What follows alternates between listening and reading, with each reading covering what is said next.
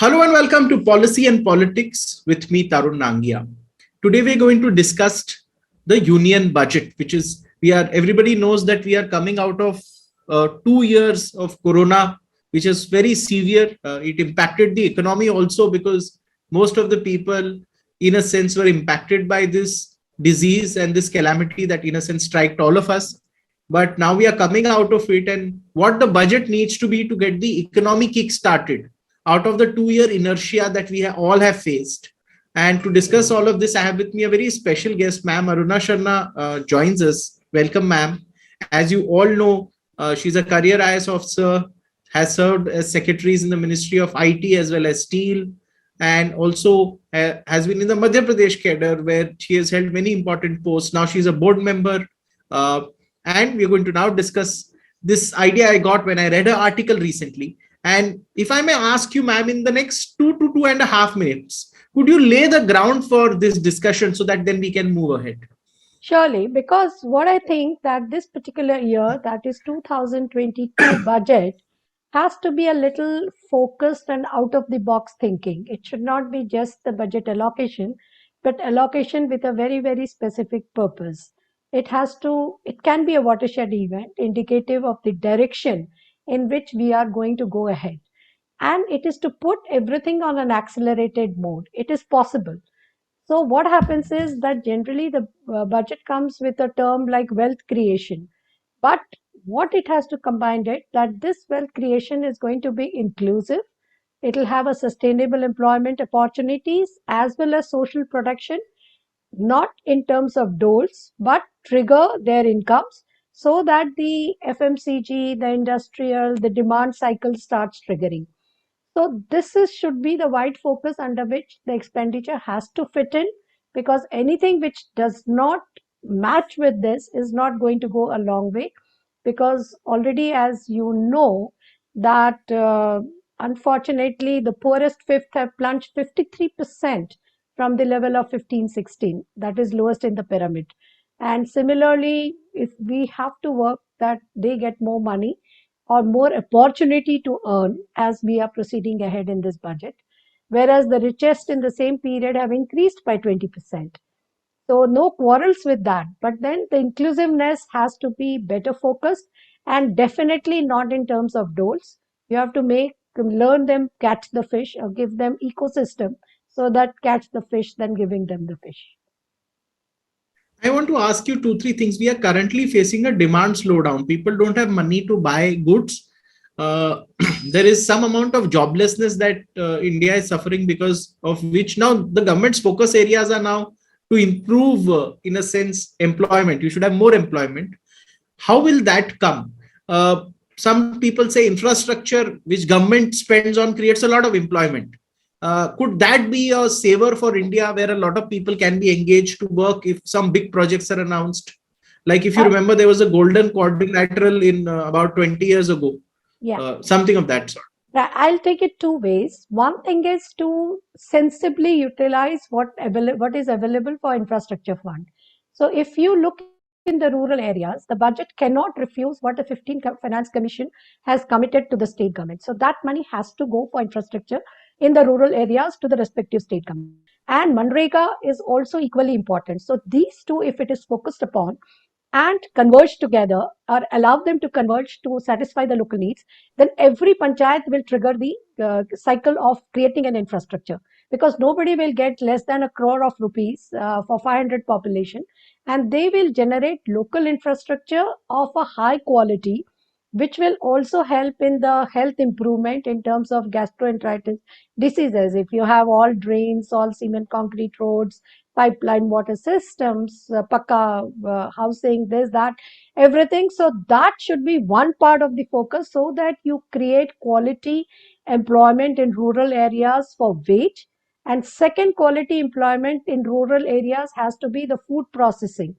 So step up food processing, which I always insist upon, is that if you are growing tomatoes, then making a pulp can be done locally and through insulated vans, then taken to the bigger factories. So this will also generate employment. So that because is you brought up, yeah, please. ma'am, because you brought up food processing. the Ministry of Food Processing Industries have got a scheme called food parks, national food parks, Yes, for which government gives part funding also to the private company that sets it up. Do you think there is absolutely a right. lot can be done there? Absolutely. And food park has to be not geographically at one place. Like, see, there is an area which is growing a lot of mint.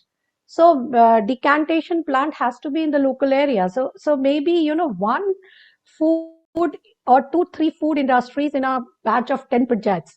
That is going to create local employment at a cheaper rates because their cost of living will be less and add to the wealth, which is the broader objective I said in the rural areas. So they have a wage employment and they have a successful way of besides agriculture step up food processing employment also generated in that area. So local area, you create Now, a wealth and that is going to make a difference. And if you shift to the I urban want to ask areas, you, yeah, please.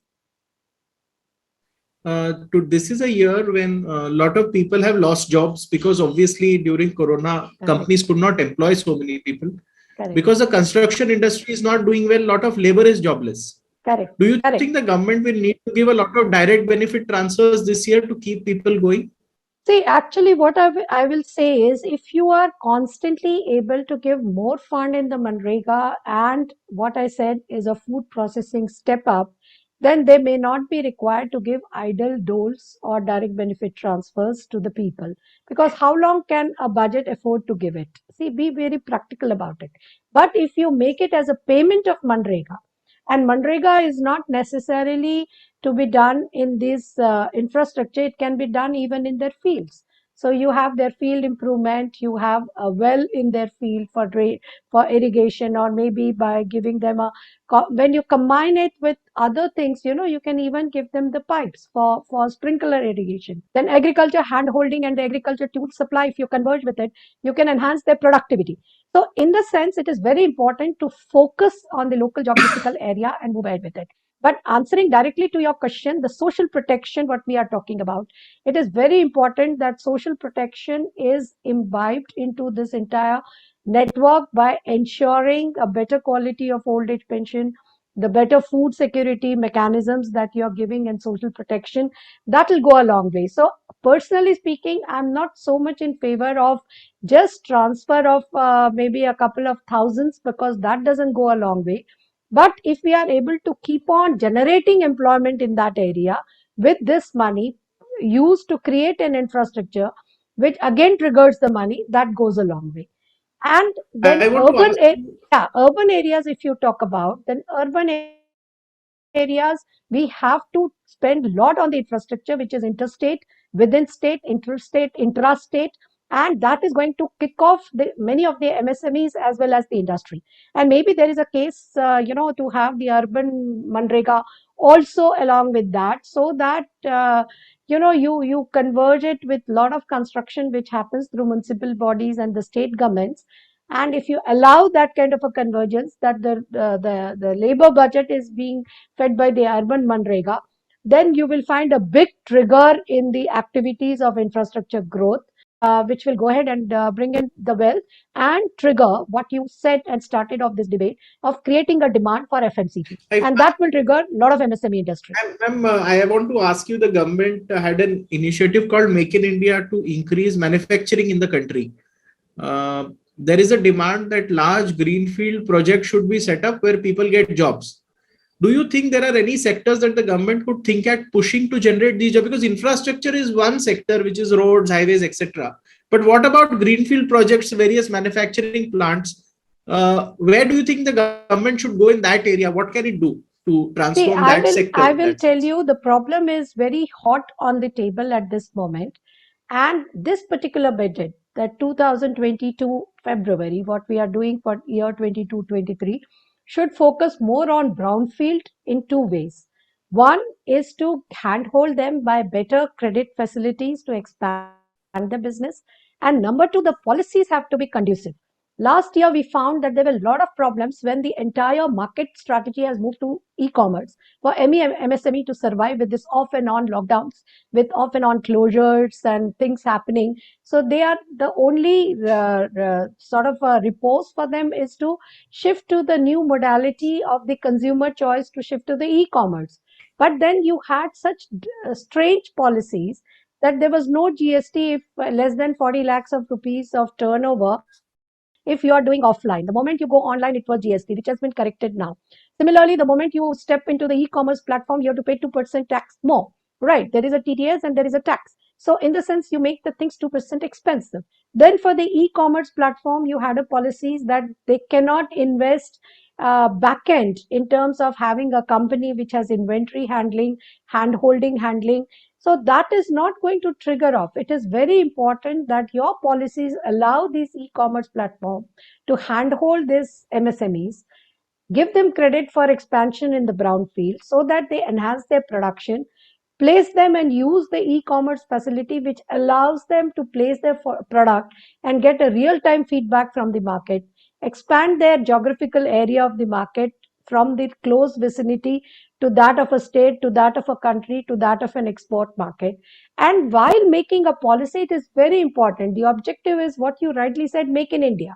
If make in India is the objective, we cannot have these hurdles en route when the whole world in their shopping pattern is shifting to e-commerce. And we have to be very clear, e-commerce is not just this multinationals. E-commerce is everybody. There are so many startup companies which has come up now. Everything is available. The cloud kitchens have come up, and you have seen this frequent weekend closure, this closure, that closure.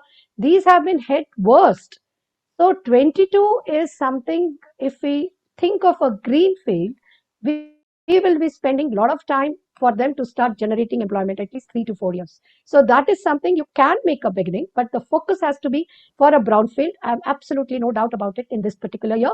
But yes, like what I said before, you have to encourage and give incentive to have this step up on the food processing in the remote areas, in maybe 1 in 10 panchayats or 2 in 10 panchayats, depending on what kind of a produce they are having, and then strengthen the mandis so that they are able to get the better price. And I am definitely in favor of MSPs. So you take care of agriculture. I treat MSP as return on investment. Any investment, if you do in a factory, you do an IRR plus. You see how much returns you are going to get at the end of it. So it is equally important that the input costs are taken care of for the agriculture, where, instead of subsidy, we can bring down. You'll be amazed to know that we put tax and conditions on the inputs. So we make the raw material so expensive, then pass it on, so your input cost goes up, and then we come down to subsidy. So I think another way of checking this cycle is bring down the input cost, and then let the I market want to will take ask care with MSP. Yes, please. one thing is MSP you told. Second is access to credit. Yes. For small industries, they say that you need to give a lot of collateral for taking the loan, and that makes it very difficult for them to do business during these times. Do you think there could be some scheme for making loans easier for because banks are hesitant? I mean, bank officers are hesitant to give out loans to MSMEs. You are absolutely right. So you have NBFCs, you have microfinance institutions and banks, so they can access either of them. And this Mudra scheme, if you analyze the Mudra scheme, maximum loan has gone in Shishu. So average credit has been 20 to 25,000. So I think it's a very small amount. So one has to take care of it to ensure that credits are there. See, the credit will come when there are assured benefits. So if you have a MSP, then the credit, agriculture credit, you will not have defaults. If you have a step up food processing, then you will not have a default, whatever the agriculture related loans are there. If you bring down the input cost, it will not come down. And if you come into the industry areas, if you step up the MSME and make it conducive to the market, then the chances of default will be lesser. What is important is India has the most expensive credit line, most expensive. If you compare the bar graph of the world, it is like 3 to 4% across the globe to 7 to 10% in India. So, in the sense, it's a huge thing, and there is no business. See, I've worked through so many sectors, and at some moment of time, I was heading commercial organizations. Even if the best of efficiency, the return is 5%, right? So That's all. Otherwise, they'll go for tax story, this story, that story, and everything. It is return is 5%. So your credit has to be less than that, so that there is a profit for them to flow it back into the business. So that arithmetic has to be redone. They have to go to the drawing board, and that is what I expect. That if we are able to bring down the credit, because definitely it will bring down the interest rates also of the deposits. But then that is the way to go ahead, and that is the way one should target for. Ma'am, but I want to ask you, as far as infrastructure projects are concerned, a lot of money is stuck up in disputes with government, Yes, with NHAI, and that is why these companies are not able to pay loans that they have taken. I absolutely, know this is not a absolutely. budget question. This is not a budget question directly, but do you think in 22 something can be done?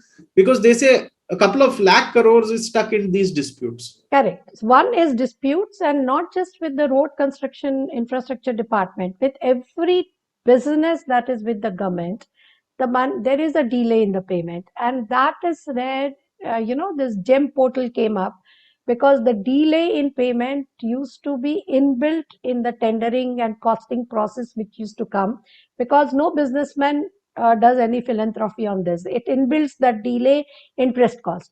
So that has brought down the rates considerably. So there has to be a fast settlement arrangements when the dispute arises, because in this dispute is not opinion. Dispute is factual. If the quality of construction is bad, you have documents for it. If there is some other problem, then there are documents for it. So in the sense, it is more a documentary and real inspection based for resolution of the disputes, and that is where it has to take place. And it has to be settled at the fastest mode.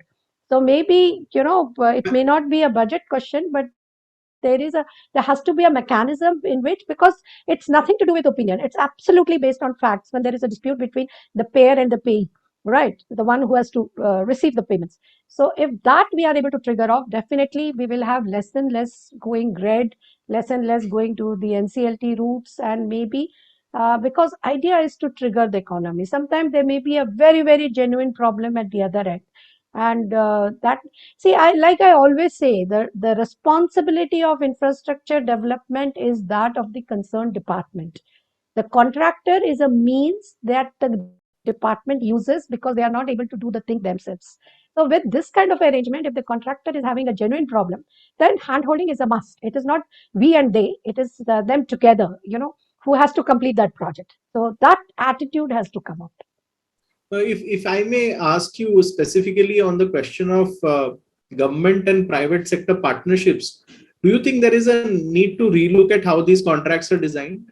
Absolutely, because in part by partner you mean you understand each other better, you understand genuine problems, and you both are at the same table to resolve the issues. So the problem solving attitude has to be there than fault finding. That is very important. So government as a giver to these arrangements definitely will not compromise on the quality or the designing or the other aspects, but the reaction time has to be quick, because both are together into it. So that there is no doubt about it. The way the contract is framed is not fault finding kind, but a problem solving kind attitude. Now, see, for infrastructure, a lot of money is needed. Do you think the government can go to the bond market to raise money, or do you think it is premature at the moment? See, I think yes, the budget has to provide for it. See, because whenever resources are there, infrastructure is something which is going to trigger the economy, and you will get back it in terms of GST and other sources, right? So this is the way to put the money. So you have to put the money which is going to trigger the cycle, and infrastructure is one. So off from the budget, it is very important that major source goes there along with whatever is coming from the private sector, by incentivizing them to put the capital expenditure, which generally the big industries have shown a V curve, and I expect them to put a lot of capex and trigger the production sources. But MSMEs will need again handholding. So if you are able to infuse the money there, then that will also trigger. So infrastructure will come from the three sources as you are going ahead, through MSMEs in the infrastructure units, and as well as the big capex that will happen along with the private sector. But I have one loud thinking idea. As we reduce the credit rates, the deposit or your fixed deposit interest rates are going to come down. there has to be a mechanism. And I always feel that now that lot of youth lost their jobs or had a pink slip or had a reduction in salary, as well as you had an aging population, by 2035 you are going to have 25% who are going to be 60 plus, and many of them don't will not have the luxury of having a pension. So it may be a good idea to create a scheme where you give 12% rate of interest. So if somebody is putting 50 lakhs or a crore of rupees for 10 years or 20 years, or as long as the person is alive and then it goes to their heirs, and you give them a lakh per month, I will tell you there'll be a huge amount of money which will be available with the government, and 12% is a very cheap rate because it is not just paying 12%. You are taking care of the social protection responsibility of a huge class. So lower middle class and above to higher middle class, you will be taken care of them, and then focus on the poorer for a direct benefit arrangements. That's a very good idea. I hope the government takes note of it. But I would I like to wish thank you so, so much. because there is a strong need for it for all the professionals. So tomorrow, even if there is a pink slip or we have something beyond control like COVID, at least you will not have the kind of tragedy or hit which we have seen during last 2 years.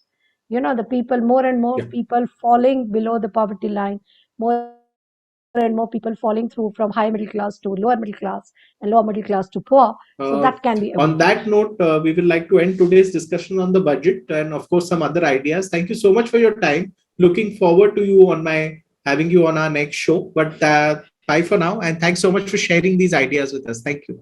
Thank you. Thank you so much.